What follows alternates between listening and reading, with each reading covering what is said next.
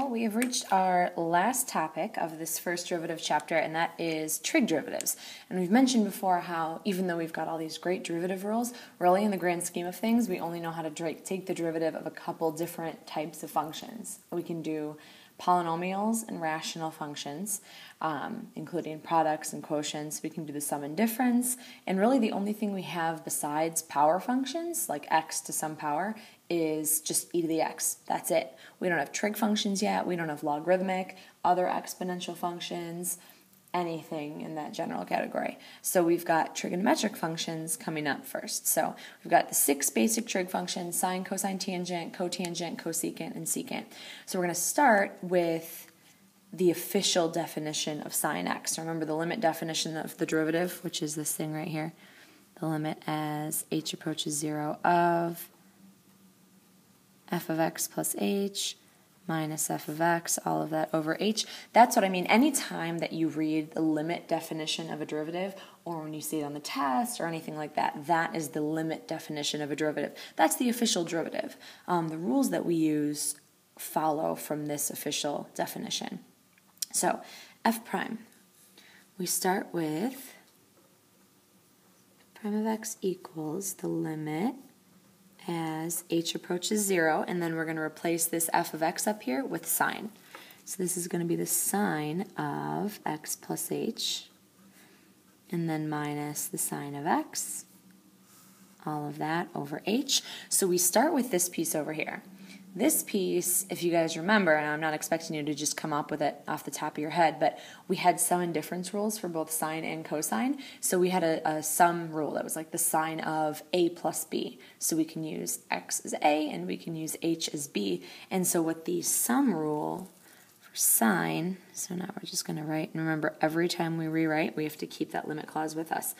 So this, the sine rule, was sine cosine plus cosine sine. If you guys remember that sum and difference rule, it was, the sine of A times the cosine of B. So we start with the sine of X times the cosine of H, and then plus cosine sine, the cosine of A times the sine of B. So again, we're replacing A and B with X and H.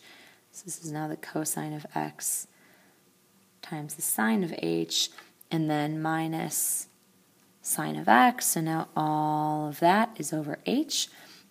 So if we do a little bit of rearranging, we take these two pieces, like look at this one and this one. Those two, if we just manipulate them a little bit, those two have a common denominator. A common term. So equals, again, carry down your limit clause. Limit as h approaches 0. So we're going to take these two, separate them out over h.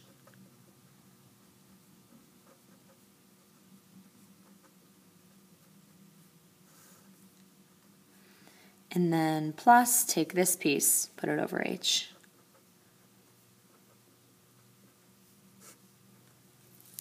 Okay, so remember this is perfectly fine. This always throws you guys off when we do this, but it's kind of like uncombining like terms.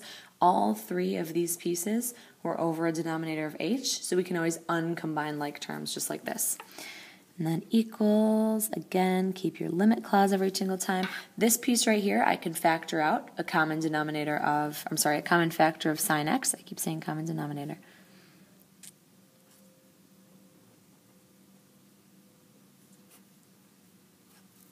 So I factored out a sine x from both of these terms. Now remember, I don't need to put it over its own copy of h, because then my denominator would be h squared.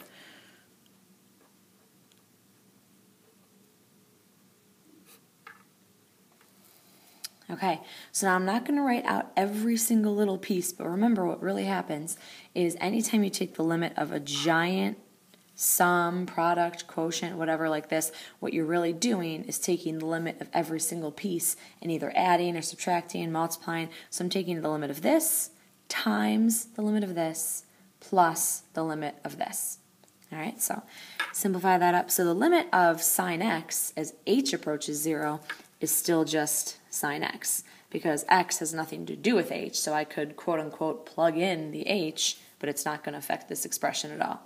And then here, if I try to plug in the h, I would get 0 over 0, but this is one of the trig functions, or one of the trig limits that I had you guys memorize, and the limit that we came up with there was 0. You can always check back in the limit notes if you don't believe me. And then this guy as h approaches 0. What I'm going to do here is I can separate out this cosine x. So the limit of cosine x as h approaches 0 is again just cosine x because cosine x has nothing to do with h. And then this guy right here is another thing that I have memorized. The limit as h approaches 0 of sine h over h, that one was memorized to be 1. So if I simplify these things up, this guy of course just goes to 0. Cosine of x times 1 just gives us cosine of x. So the derivative of sine is cosine, which is actually really cool if you picture a visual on that. And let me show you the graph really quickly, just so you can get an idea of how cosine and sine, or how cosine is sine's derivative.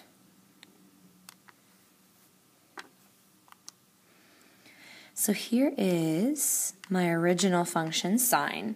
So now remember, what I wanted you guys looking at most importantly was wherever my function's increasing, that's where my derivative would be positive.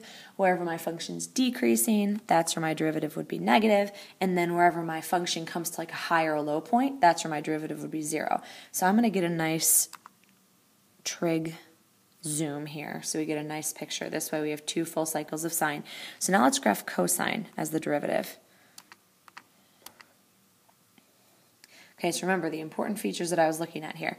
In this range, like from here up to here, that's where sine is increasing, and that's exactly where my cosine function is positive, up above the x-axis. Then from here to here, my sine function is decreasing, and that's exactly where my cosine function is below the x-axis. This peak of my sine graph is where cosine crosses the x-axis. This low point of my sine graph is where cosine crosses the x-axis. So we've got all the features that we're looking for in between an original function and an f prime. All right, so we could do that exact same thing, which I'm sure you guys would all love to do, by a similar proof. So that might be a fun little thing you guys could try on your own, you know, on a Friday night when you're bored. But it turns out that the derivative of cosine is the negative sine. So that's something that's a little bit tricky, something to memorize. The derivative of sine is cosine, but the derivative of cosine is negative sine. That will be something that's very easy to mix up, so be careful there. And then using these two, we get the derivatives of the other 4 trig functions, and we get them by doing quotient rules between sine and cosine, because we know that all 4 of these can be written as some combination of sine or cosine or both. So tangent, for instance, if we are trying to take the derivative of tangent, that means we're trying to take the derivative of sine over cosine, and I can do a little quotient rule. So quotient rule, remember, is low d high minus high d low, all of that over low low, which is the denominator quantity squared. So this equals low, which is cosine, times d high, well, the derivative of sine is cosine, we just did that on the front, minus high, which is sine, and then times the derivative of cosine, which is negative sine. And then all of that over low, low, which is cosine squared. And remember with trig, we always write it like that. We put the little squared on the inside. So simplify this up. My numerator, I get cosine squared. And then here I have minus negative sine squared, so of course that will be plus. And then over cosine squared. Careful here, I'm sure we're not thinking it, but some people might be tempted to cancel these cosine squareds, but I can't because this is not a cosine squared. What I can do though is cosine squared plus sine squared, remember that? That is 1. So I have 1 over cosine squared. Now rather than writing that, remember cosine is a reciprocal of secant, so 1 over cosine squared is the same as secant squared. All right, so just to give you an idea of one more of these, I'm not going to show you a graph for every single one of these 6 derivatives, but just to show you, this one's an interesting one as well. So tangent, show the original graph of tangent. So same thing, we're looking for those increasing pieces, decreasing pieces, things like that. So one interesting thing about tangent is that tangent is always increasing, no matter what, increasing every single time. And then it's got these points right here, every pi over 2 units, where the function doesn't exist. So that would mean its derivative doesn't exist if the function doesn't exist. So again, my graph is always increasing. Pay attention to these points right here. My graph almost levels out for a second, so the slope might kind of head towards 0 there. So let's take a look at secant as my slope. secant quantity squared. So secant, and then my calculator doesn't let me put the squared on the inside, so just make sure that's outside of the parentheses so that you're not taking the secant of x squared, you're taking secant and then squaring it. So hit enter, so here's my derivative, secant squared. So the first thing I pointed out is that tangent is always increasing, which means its derivative is always positive. Notice my derivative function, always above the x-axis. So here's what it's doing. My graph is really, really steep. Then it starts to level out for a second, right around here, which is where my slope is the lowest, and then it starts increasing again, which is where my slope gets steeper again. So just a little visual on those derivatives. Another one here, so cotangent is cosine over sine.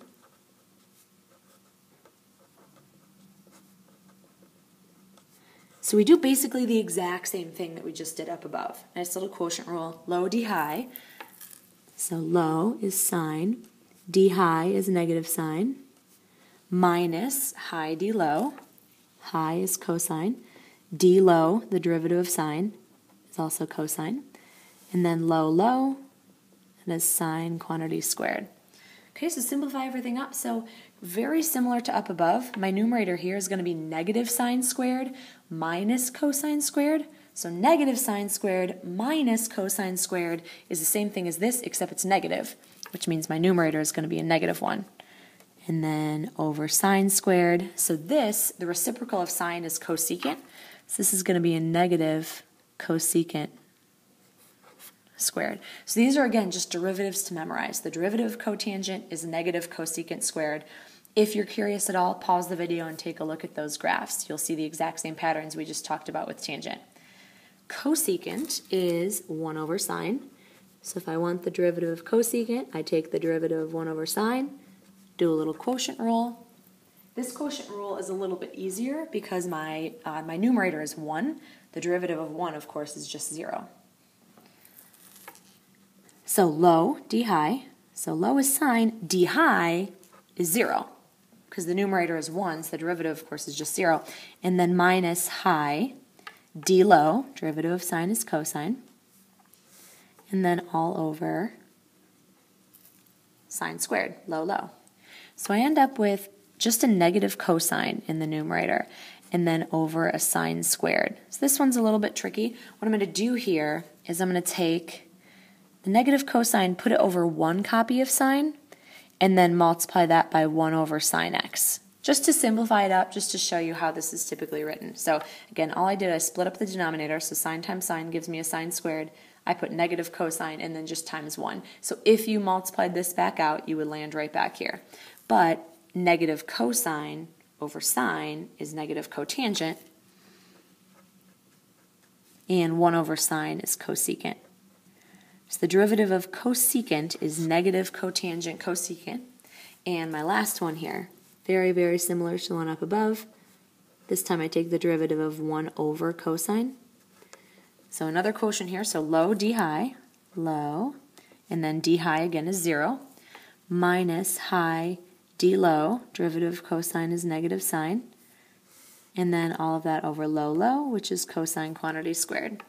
So here I have negative 1 times negative sine, so my numerator is a positive sine, and then over cosine squared. So I'm going to do the exact same little manipulation that I did up above. I'm going to put sine over one copy of cosine, and then I'm going to put the other copy of cosine under a numerator of 1, just like I did up above. So sine over cosine is tangent, and then times 1 over cosine, which is secant. So the derivative of secant is tangent secant. So let's look at just one more graph. I know I said we're not going to look at all of them, but we might as well look at a few so you can see some patterns. So here's secant, my original graph. We'll talk about what its derivative is going to look like. Okay, so this one's interesting. So we've got an infinite number of pieces here, here, here, here, etc. Then my graph either comes to a high point or a low point. So that's where my derivative should cross through the x-axis. And then here I have these very steep slopes, like decreasing, then increasing very quickly. Increasing, then decreasing. So what my graph should be doing of my derivative, my graph should be negative here, then 0, and then positive. and then my graph of the derivative should be positive here, then 0, and then negative, etc. Because remember, anywhere my original function is increasing, my derivative should be positive. Anywhere my original function is decreasing, my derivative should be negative. So let's look for that in tangent secant. So tangent, and then times secant. Okay, so the first thing to notice, this is very important, see all of my x-intercepts here corresponds with this point. There's one right here that corresponds with this point, one right here that corresponds with this point. You can see them all the way down the line. And now here, my graph is negative when my original function is decreasing. My graph is positive when my original function is increasing. And the steeper these get, the farther away my derivative gets from the x-axis, either in a positive or negative direction. This is a very interesting little graph here. All right, so those are my 4 main derivatives, of course 6, including sine and cosine. A couple things to keep in mind with the patterns. All of my co-functions have negative derivatives. The derivative of cosine is negative sine. Derivative of cotangent is negative cosecant squared. Derivative of cosecant is negative cotangent cosecant. And then all of the co-functions, sine and cosine, tangent and cotangent, secant and cosecant, have a very, very similar derivative, but they're negative co-functions of each other, like secant and secant squared, I guess, and then negative cosecant squared. So again, they are negative co-functions of each other. Here you've got tangent, secant, negative cotangent, cosecant. So again, the co-functions have negative co-derivatives. Very similar patterns though there. We'll talk about this in class. Okay, so finding the derivative of this first piece, so x squared times cosine, something that I will continue to emphasize in the notes and I will continue to emphasize while you guys are working in class, is that there is a specific product rule and there is a specific quotient rule. You don't just take the derivative times the derivative. So here's what we should have. Let's do a little work on the side here.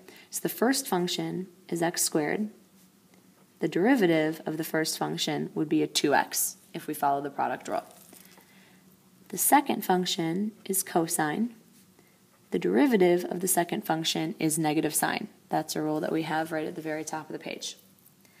All right, so simplify this up. So f prime, if I follow the product rule, I have the first times the derivative of the second.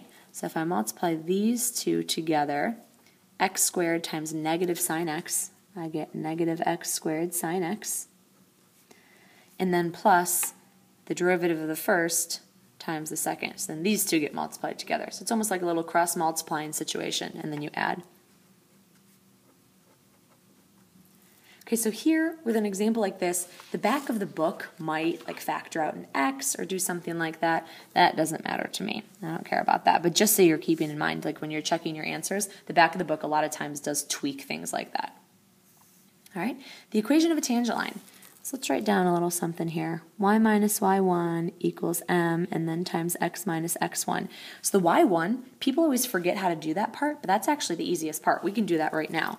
All you need to do for the y1 is you just plug your x value, or theta, or whatever, into the original function. So I get 0 over the cosine of 0. A lot of people see this and they're like, oh, 0, the numerator is 0, so it must be 0. We have to double check that the denominator is not also 0, because if it's 0 over a number, we get 0, but if it's 0 over 0, that's in an indeterminate form. So the cosine of 0 is 1. That's something that you should have memorized. So that's my y value. So I start there. And then, of course, we've got the slope, which I find by taking the derivative of this and then plugging in my theta equals 0. So for g prime, let's do a little work down here. I'm going to need to do a quotient rule. I can't just write the derivative of the numerator over the derivative of the denominator. So I have my high function is theta, which means d high is the derivative of theta. Since theta is just a linear piece, the derivative is just 1. And then low is cosine. And again, the derivative of cosine is negative sine. So let's put all those pieces together into my quotient rule. So g prime, low, d high, so I multiply these two together first, and I get just cosine, 1 times cosine, minus high d low, then I multiply these two together, so minus a negative, so plus theta sine theta, and then all over low, low, so cosine squared. Now here, this might be something that you would simplify up if you were just trying to find the derivative as a function. Like you might put them both over cosine squared, simplify up, but here I'm not trying to find the derivative as a function, I'm trying to find the derivative at a point. So I might as well just go right ahead and plug 0 into my derivative function, because I'm going to simplify it down anyway, so I might as well do it from here. So cosine of 0 plus 0 sine of 0 over cosine squared of 0. Okay, so this is just going to be 0, because of course it's 0 times 0. Cosine of 0 is 1, and then so this would be 1 squared, which of course is still just 1. So my derivative at that one specific point is 1. So this is going to be a very, very easy function. If I plug everything in here, my slope is 1. I want the equation of the tangent line. So y minus, turns out my y value was 0, and then equals the slope, and then times x minus the x value. So now normally I tell you just leave it like that. This is actually a very, very simple line. This is just y equals x. All right, so let me show you. Tangent line. So my original function is theta, which of course I'm going to use as an x, over cosine. So what I'm supposed to be coming up with is the tangent line when theta equals 0, of course when x equals 0. So we're claiming that y equals x is that tangent line. So if we graph, look at that. Perfectly crosses through that point, right at the origin, and it appears to match the exact same slope that that function had for an instant anyways. Of course, since the slope is constantly changing, I wouldn't be able to draw a tangent line just to any point, but at that one point, it matches the slope perfectly for a little bit. All right, my last little bit here. Second derivative of tangent. So now I'm kind of taking the stuff that I did the last couple units and combining it up using my trig functions. So the second derivative of tangent. First derivative of tangent is one of the ones I should have memorized from the front, that is secant squared. Now the way that I find the second derivative is of course by taking the derivative of the first derivative. What I do here is I write like secant times secant, and then I take the derivative using a product rule. So the first is secant, the second is secant, so I get my derivative, so f double prime. For the product rule I do the first, which is secant, and then times the derivative of the second. So the derivative of secant, which I have written in front, is tangent secant. And then plus the second, which is secant, times the derivative of the first. Well, again, the first is secant, and the derivative that we have written on the front page is tangent secant. All right, so I have two of those. They're identical. This term is exactly the same as this term, so I can add them together. I have 2, and they're both secant squared times tangent, if I kind of combine everything up there. So that is the most simplified way that I can write the second derivative of tangent. And that kind of tells you how the tangent graph accelerates. All right, and last question here. Find points at which this function has a horizontal tangent line. So we're going to do something very similar here as we just did up above. We don't know how to find the derivative of a squared graph like that because it's called the composition of functions. It's cosine plugged into a squared graph. We don't know how to do that yet. We will eventually. So what we do is we write it out as cosine, cosine. We do a product rule. Okay, so if we go back to this key phrase here, horizontal tangent line, that means we want the slope to be 0. Hopefully we know that by now. So we find the slope. So this is the first, this is the second, just like up above. So we've got the first, and then times the derivative of the second. Derivative of cosine is negative sine, plus the second, which is also cosine, times the derivative of the first, which is also negative sine. So now, just like up above, you've got these two pieces that are exactly the same. So when I combine them up, I have 2 of them. So this is a negative cosine sine, this is a negative cosine sine, so I have 2 of them. Okay, so that's my derivative. So what I'm trying to do is I'm trying to set my derivative equal to 0 and then solve and find which points we've got a horizontal tangent line.